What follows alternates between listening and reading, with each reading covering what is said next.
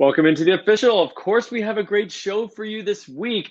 And, it's really important because now we have real football to talk about. All summer, we've gone over the 2024 class. We've talked about their junior tape. We've talked about their athleticism. We've talked about what we think could happen in their senior year. Many of these guys are committed. That is the trend now. People are committing before the football season starts for their senior year.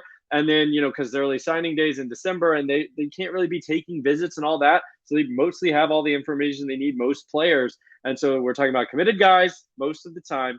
But we have their real senior games and new tape to talk about. And that's what we're going to be doing tonight. So 2024 class, fresh off the press, week one information. That is what we're going to go over. Matt and David have done some digging. We've got film to show you. So stick around.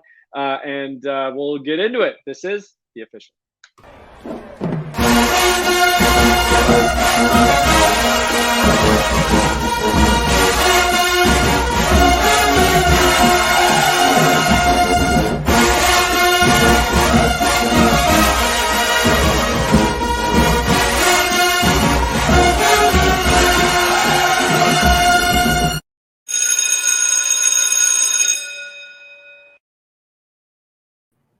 All right. Gang's all here.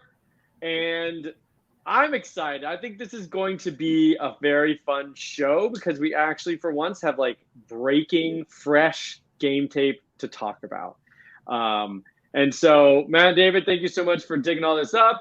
And we got a nice, we got 15 clips. We got 15 players to talk about who are already I don't know. I figure they're probably all doing good stuff. Maybe there's some negative stuff. I'm not really sure, but there's already a few doing mad ones. okay. Some guys doing mad, some guys doing great. But I think this will end up being a show that pushes our normal time limit. So let's go ahead and get into it after. Of course, I have to plug homefieldapparel.com.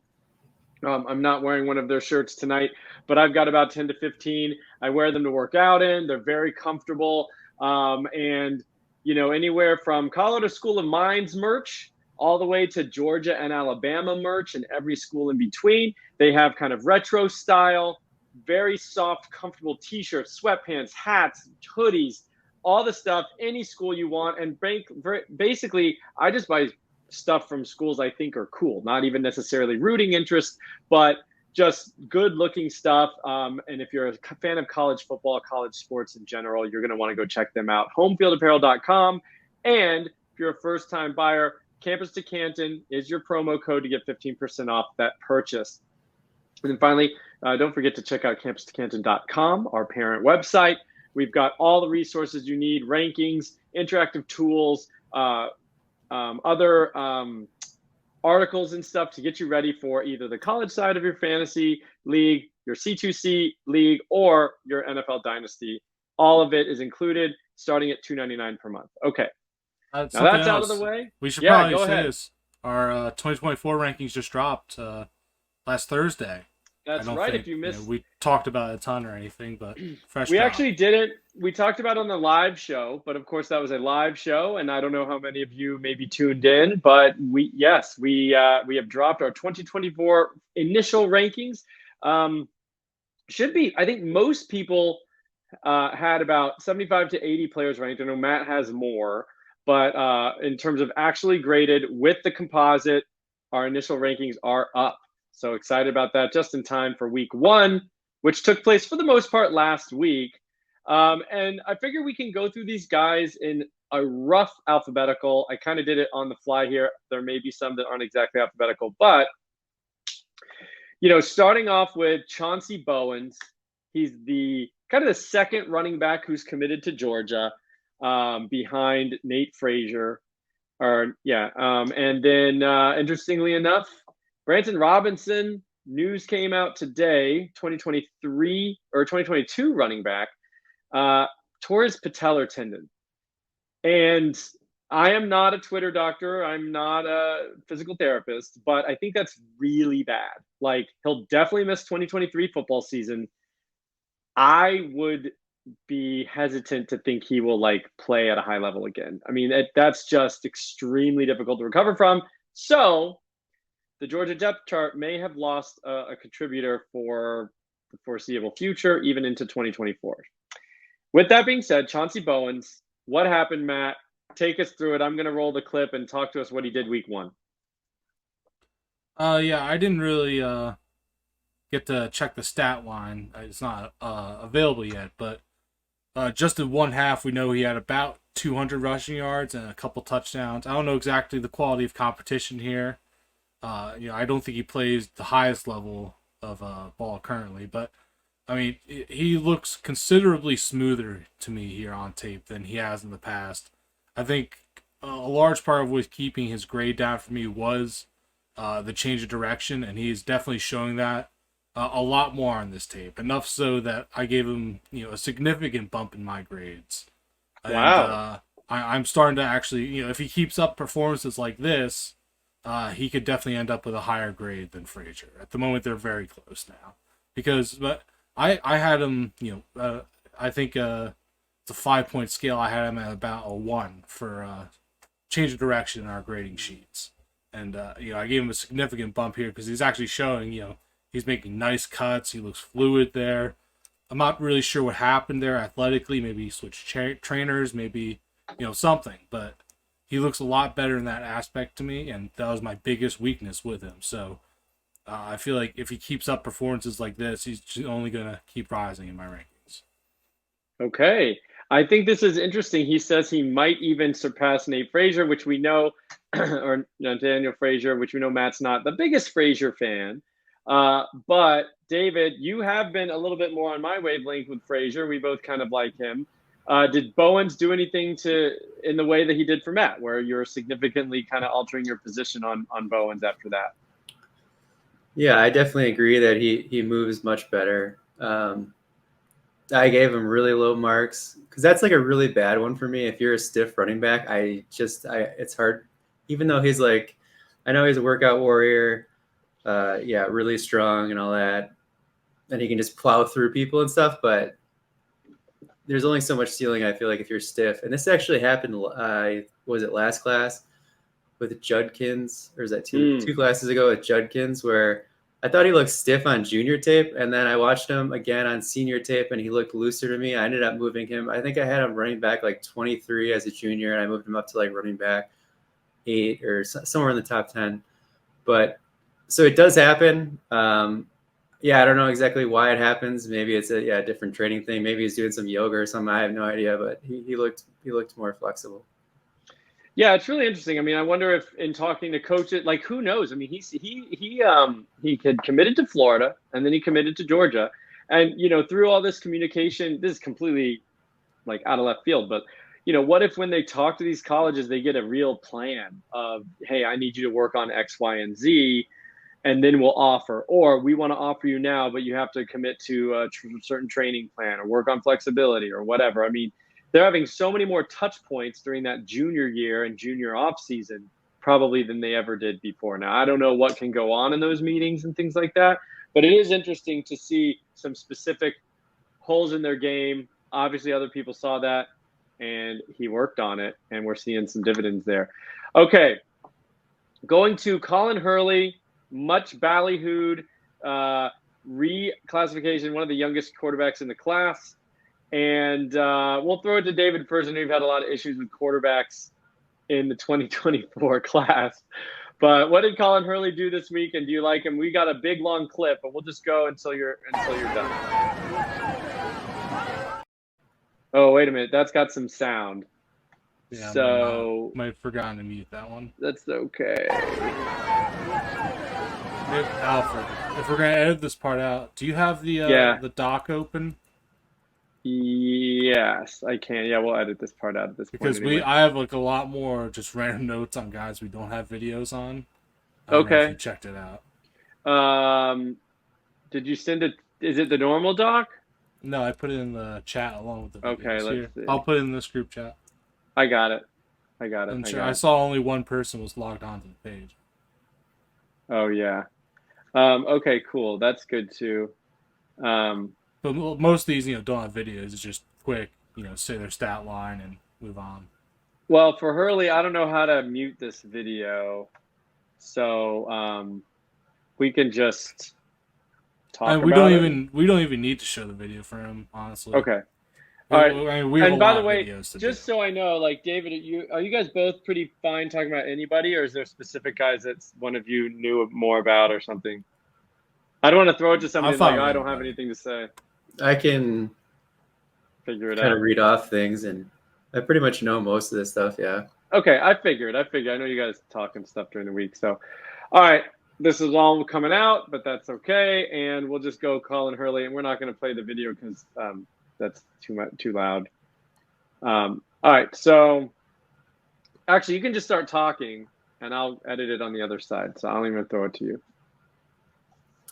Yeah. So Colin Hurley, one of the youngest players in the class. He had a really good start to the season. Obviously, he had a lot of growth and showed a lot of promise during the summer as a Elite 11 finalist. But he played a pretty solid team in Florida. Was 10 for 12 with 199 yards and 3 touchdowns. Only played the first half. They dominated him, but it's just ultra efficient. Probably has the strongest arm in the class as well. So I'm looking for a big year for him. Wow, we think strongest arm in the class. That's saying something. I do like his release as well, for what it's worth. It's very quick. I just wish he ran a little bit. I like that. All right, we'll alternate back and forth here. Matt, Day Farmer. Yeah, this is actually I guess I forgot to mute some of them. That's okay. If they show up, if they show up with sound, we'll just edit them out. That's okay. Go ahead. This was just a really nice highlight play that he showed. I don't have his official stat lines or anything, but he's basically just shakes out the entire field of guys running around. Okay. All right. Well, maybe we can skip him. I didn't even end up keeping him on the show sheet. All right. All right, so we'll go back to editing on this one. Yeah, it's okay. I'm hoping the rest are muted. It's okay. I honestly don't know. It happens. So, all right. So we'll go. All right. So a guy that I really like, and I know Austin's on my side with this. I'm hoping to hear good news out of Week 1 from David Eziomume, running back headed to Clemson. Matt, tell us some good news. I hope this wasn't one of the meh performances of Week 1. It kind of was. I mean, it wasn't a bad performance. This is a nice run here. And then he has another nice run to the outside. I feel like I just saw a lot of the same out of Eziomume as I had in the past. This was his first, full start as the starting running back for North Cobb. They didn't really rotate anybody else in, so there was that at least. Mm-hmm. He had another touchdown they didn't show here. It's just nice off like a 6 or 7 yard sweep to the end zone. So a lot of good plays on the outside. I still haven't seen him do many evasive moves or anything non-linear. I feel like at this point he's still just a very much run straight ahead and then try to run straight through whoever's in my way. So he's kind of like, you'd like to see him do what Bowen showed a little bit. Yeah. I would like to see, although I don't have it nearly as big of a concern, with his lateral movement as I did with Bowen. I thought Bowens was, really off in there. I think Eziomume is fine there. I just don't think he excels. Yeah, he's kind of good at everything, not great at any one thing. Is the vibe I'm getting. All right, David. Back to a quarterback here. Ethan Grunkmeyer looks like he had quite the day, which is exciting because he's carrying through what he did at Elite 11. Any thoughts on him? And is he going to need to move up my board? Is he moving up your board? Yeah, he's got a lot of momentum. He's definitely trickling up for me. I mean, he did really well. I think he was probably the biggest surprise at the Elite 11 this summer. But he just came out full force in his first game, ultra efficient. He was 27 for 34, 444 yards and 4 touchdowns. And also, which we love, he had 80 yards rushing and another touchdown. So I think he's an above average athlete. He can do stuff with his feet. You can see him. He's moving around. He's doing stuff off platform. He's got a really good arm. I think he has the same QB instructor, like private QB instructor as Drew Alara. This guy's doing something right because he's turning Mm-hmm. He's turning a lot of these guys that are kind of like really off the radar and getting them on the radar and getting like offers and stuff. There's another guy going to Marshall that was like totally off the radar that he's been working with that, obviously he's a G5 guy now, but he seems to be able to improve the velocity of a lot of these quarterbacks. So just, I don't know, he looks like a playmaker to me. So he's he's obviously, he's not playing, super high level competition, but as long as he dominates, I'm good with that. Yeah, man, don't make me love you, Ethan Grunkemeyer, with 80 yards on the ground. Jeez, yeah, and He also has the second highest ball score in this class from breakaway data, which is yeah, I the mean, he's combination of release performed. time and Yeah, velocity. I'm really gonna have to think about him. He has performed in all under the microscope. He's performing on the field, but and I think the big story with him at the Elite 11 was just like easy velocity. And then if he can run around too, make all the big throws. I mean, he's like, I do feel like we're kind of talking about Drew Alar again, 2 years later.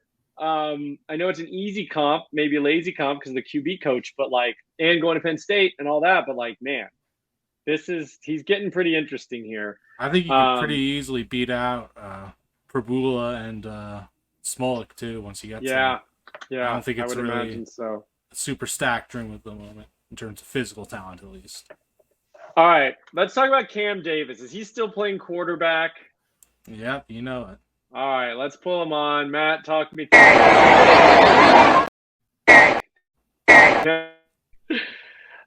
So he's still playing There's quarterback. no way to mute it. I don't Maybe think, not the video. Maybe pull it up in your video player and then screen share it and mute the video. Could do that. Hold on. I think that's the only way around it. Sorry, next time I'll make sure I didn't mute. But this time I was pulling them off like a Twitter video downloader instead. Okay, of so we got screen week capping. 1, and then I'm gonna try to go. This will just be a little more clunky, but I think I can get it done. So, damn, Cam sorry, Davis. I know you're gonna have to edit this. Yeah, no, it'll be all right. Okay, so if I just need to pull it up, screen share on my second screen. So, let's see here. Okay, All right, and we're gonna full screen that bad boy, and we're gonna do present over here, and we're gonna do share screen, this one, and then we're gonna bring it up. Actually, it looks nice, man. I like the presentation of this. Well, yeah, we get to see us now. All the videos on at least. Yeah. Okay. All right. So here we go. Let's just talk about Cam Davis, and I already introduced it, so you can go now. Yeah, so we don't have his official stat line. David and I were going back and forth to this game while I was live. But he had 2 really nice, just lowering his shoulder, full speed trucking into guys, which is, he didn't show a ton of physicality in his tape last year. So it was definitely something that was good to see. This one especially, he just totally plows through the guys, listed upwards of 205, 210 pounds now. He doesn't have the greatest athletic testing in our database at the moment. He's around 50th percentile, but I honestly just, my eye tells me he's a bit better than that, and I think eventually we'll get some better times out of him. Yeah, I mean, we do like him. He's got a lot of the building blocks that you'd want. So since we have a bunch to go, we are just going to be a little quick hitting with this. But David, a guy that we have, look, I have been kind of unabashedly not on the Jeremiah Smith hype train. You've been, I feel like, a little bit more quietly skeptical, but everybody says this guy's so good. What happened in week 1? Is he gonna be? Is he gonna make me eat at least my words? And I tried to force myself to bump him up on my rankings, but to hedge a little bit. But what did he do for Chaminade Madonna in week 1? I mean, he made some big plays as usual. I don't have a stat line or anything, but he showed more speed, I thought, with the clips that I saw. Obviously he participated in track for the first time this past spring and put up some pretty good times in the 200 meter and the hurdles. So he definitely, I'm still gonna push back on the Julio stuff, but I think I think the one thing I haven't contextualized enough is the competition he's playing is like really, really good. And so that's just something I'm considering more. And sometimes it gets lost in translation when I watch tape. So I don't know. I just feel like he's going to have a really big year, and I'm just going to have to put my tail between my legs and take the L probably. Are these the highlight? Yeah, I do agree. I think he looked a little bit faster this game, but that the separation's a little bit with him and Trader, the other guy on the same team. So we'll see.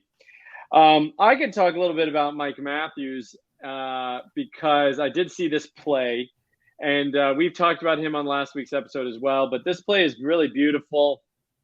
Takes a little slant, and you're going to just see some insane yak here. And body control, that little stop and go, pretty incredible.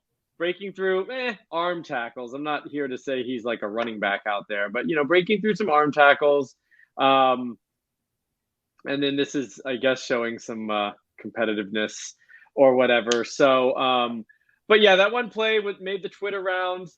I bumped up Mike Matthews some, and I think Austin still has some issues with flexibility and thinks he's really linear, but I can see some body control with Mike Matthews, and that play was pretty fun this week as well. So we're going to try to find some more of these clips. I have to open up each one. So Julian's going to be next. And let me pull this over here. I'm just going to have to be better about transitioning in the next little bit here. All right, so Matt, we'll go to you for Julian saying.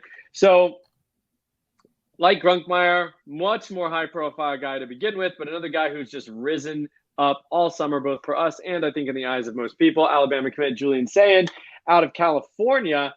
Matt, did he keep looking good this week? Yeah, he put in a pretty solid performance. 24 for 37, 190 yards, 1 touchdown.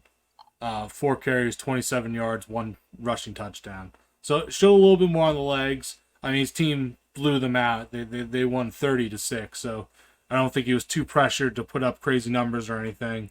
But again, just showing off his consistency, his stable level of play, and I think is it the rushing play here? You'll see him shake somebody. He does fumble the ball into the end zone, but it was already they ruled a touchdown because I think he flopped back on it at the end there. But it was nice to see at least a little bit of mobility out of somebody that we've considered pretty stiff in the past. Yeah, absolutely. He's not one of these true dual threats. But if we can see some functional athleticism, I mean, we'll take it. All right, David, a guy that I haven't loved, NiTareon, is a recruit. He's headed to Georgia. He's very, very fast. One thing that I had a beef with is not a lot of yak ability, not a lot of creative movement in the open field. But what did he show for us week 1? Well, he had a circus catch. I don't know if we'll see it here. People are calling it the catch of the year so far. I know it's only been 1 week, but that's pretty. He is a juxtaposition because he has really big hands, and he actually plucks the ball quite a bit when I watch him. But then when you look at Matt's charting, he had a 30% drop rate, which is insanely bad. Yeah, I don't even know how he caught that. Yeah, it's a little hard to bonkers. A little hard to see, but yeah, good adjustment in the air there with the. Yeah. So good start for him, and he had 6 catches, 134 yards, and 2 TDs. Yeah, I mean, there's no doubt he's dominant at the high school level.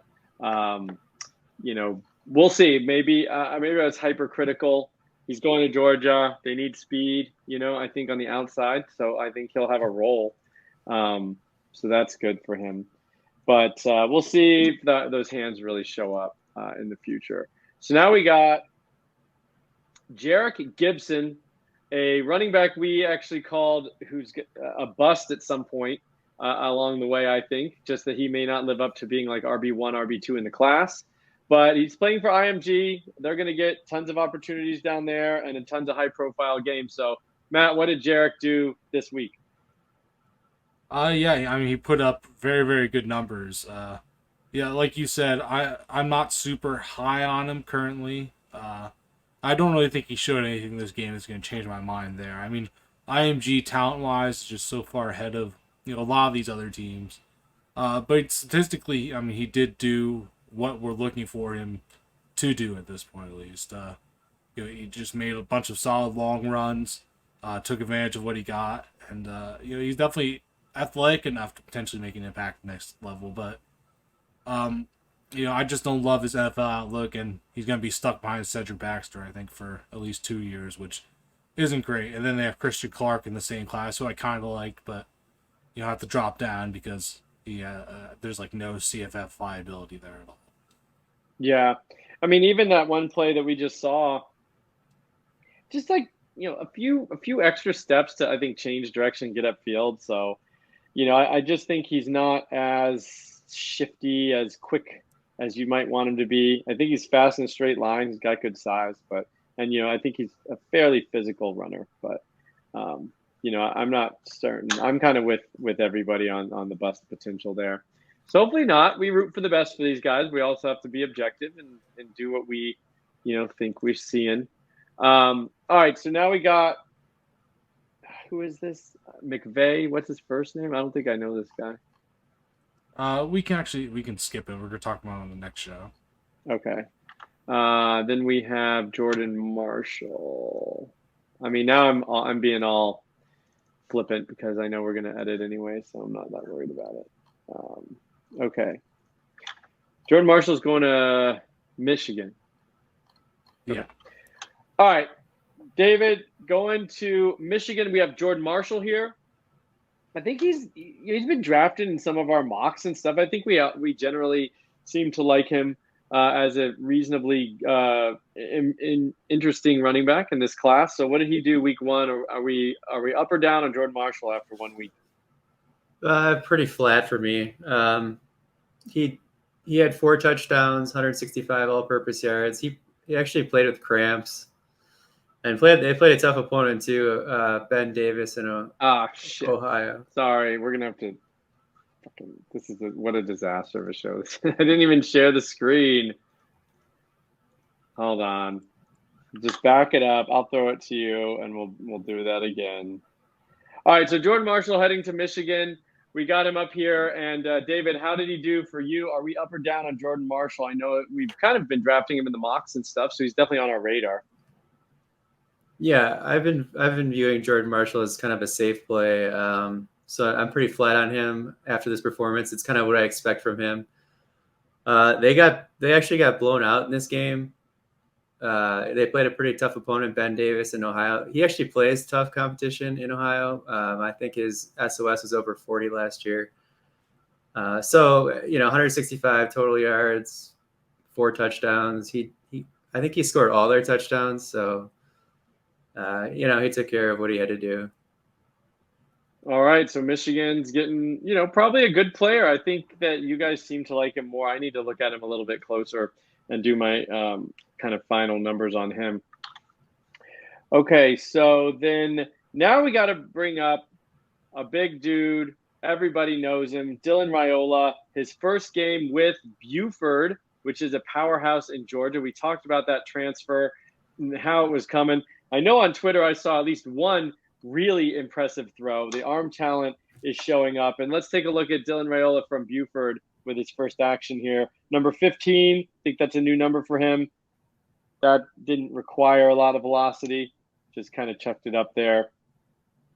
I think this is the one where, he's just like, doesn't even hardly step into it, just fires a rifle. Anticipation is, you can see anticipation on that throw, accuracy on that throw, and really all arm. I mean, he barely stepped into it at all. So he can get away with that. We're going to probably want to see ultimately, some better mechanics potentially in terms of stepping into throws and things of that nature, but he can get away with it. And there's just an absolute bomb. And that's what we fell in love with on his sophomore tape. He's been doing that for 2 years. But it's interesting, even there, he's kind of shuffling over to the left, doesn't really square up and throw it, and he can just get away with so much because of that arm talent. Here's some athleticism. Little spin move there. But what did you guys think? I mean, I'm kind of walking us through here. We can look at the whole minute and a half because we haven't seen real tape on him in a while. Anybody have thoughts on Dylan Raiola's first game with Buford? I think it was decent. I mean, St. Francis is a really good team. They bring the heat on defense, and he was pressured pretty heavily all game. His stats kind of reflect that with 14 out of 26, 184 yards and 2 touchdowns. Nothing crazy, but doing enough to get the win and winning 18-0 against a very, very good team. So I think he came out and did what he needed to do. I think not all the balls were greatly had great ball placement. I think there was a few that weren't amazing. Let's just say that. But he's still my QB1 in the class for now, and until I see him do something majorly bad, that's not going to change. Yeah, I think even watching this, and maybe I'm being hypercritical, but I hadn't really watched him much since his sophomore stuff came out, and then he had a whole junior year. Now he's senior, he's transferred, but there is some mechanical issues with him that he can get away with. You'd like to see a little more refinement. I mean, the tools are absolutely there, but to say he's the no doubt QB1, I mean, it's a little shaky for me. He's been the QB1, no doubt, but I'm just saying I don't think it's a foregone conclusion by the end of this whole process he'll still be the QB1 for me. Some of those throws, I mean, he gets away with it, but they're weird body angles and not in a good way almost. He puts himself in weird angles he doesn't really need to. It's not like he's evading pressure or something like that. So I don't know. Am I off base, or do you think you see that too a little bit? At times, sure, yeah. I just doubt Sane just doesn't offer the physical upside he does, so I doubt he's going to pass for me. Then the other two options, Noland is too conservative and Lagway's too raw. I mean, yeah, Lagway's raw. If we're going to say one's raw, we gotta admit that Lagway's raw too. All right, so here we go. NiTareon Tuggle, a Georgia wide receiver commit. And we kind of do like him. I know you guys have been talking about him for a little bit. I'll throw it to whoever wants to bring it up first, but what did he do? I was actually super impressed with this week 1 performance. He kind of came out, and you'll see it here. He showed off his big play yak ability again. He was supposed to be going to IMG, but they last minute changed their transfer rules so that you can't enroll early into college if you just transferred in. So he had to end up going back to play Indiana ball this fall. And he's just coming out and dominating. He's looking, I think, a lot more refined. He looks really good out of his breaks here. I think there's a ton to like with him. His yak ability is amazing. I think he can come to that Georgia room and be one of the more talented guys there immediately. Yeah, I like what I'm seeing there for sure. Speaking of an Indiana commit or an Indiana high school player, foreshadowing to next week's episode, but interesting to see a guy out of a state like that who just really is flashing some. I mean, these clips here are impressive. Just really high level athleticism. That breaks cut off there was really impressive, and he's a bigger dude too. Still, moving like a guy who's 5'10", 185. So, pretty impressive stuff. I agree. I like that. Okay. And then last but not least, Isaac Wilson, Zach's brother, headed to, so he's not going to BYU, he's going to Utah. I'm sure they're very excited to get Isaac Wilson on board in 2024, especially given what's happening with their QB room right now, heading into week 1 of the college football season. But David, what did Isaac Wilson do? Are we excited about this guy, or is he college only?